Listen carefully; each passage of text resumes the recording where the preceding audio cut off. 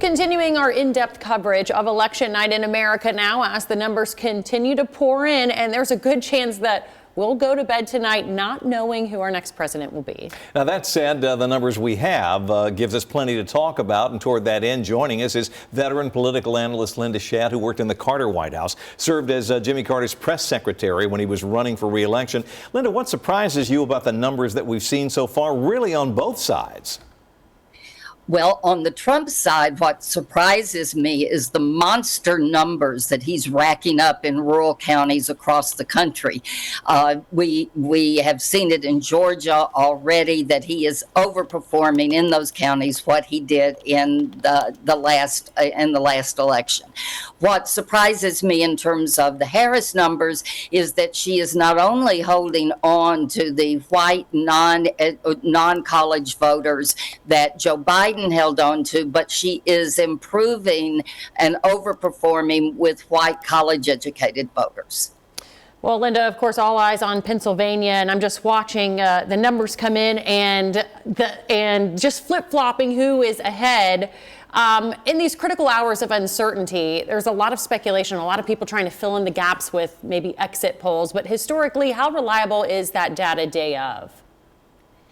Well, exit polls only give us an idea, a snapshot of what is happening at that particular time. I don't really think, and in fact, AP doesn't use exit polls anymore because so many people vote before election day. That's right.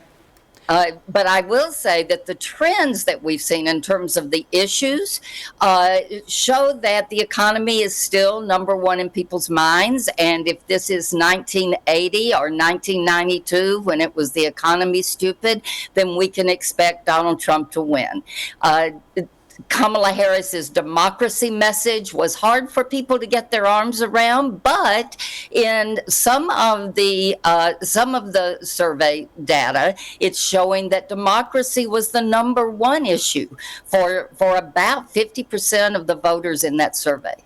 Linda, you spent some time in Georgia, and that was a state that was in play, really fighting over it. It looks like Donald Trump is going to do well there. Are you surprised by that? Because he's facing charges down there.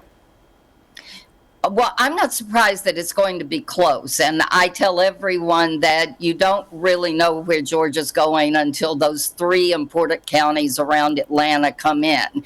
And of course, they will be the last ones to complete their voting, as we saw in 2020.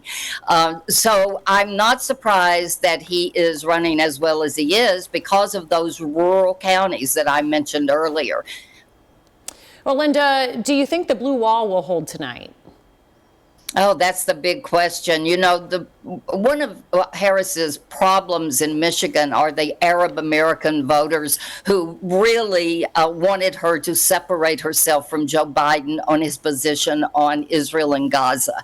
And I, at least in talking to my friends there, believe that those voters either stayed home or voted third party. And so I'll be watching Michigan to see how much of an impact that has.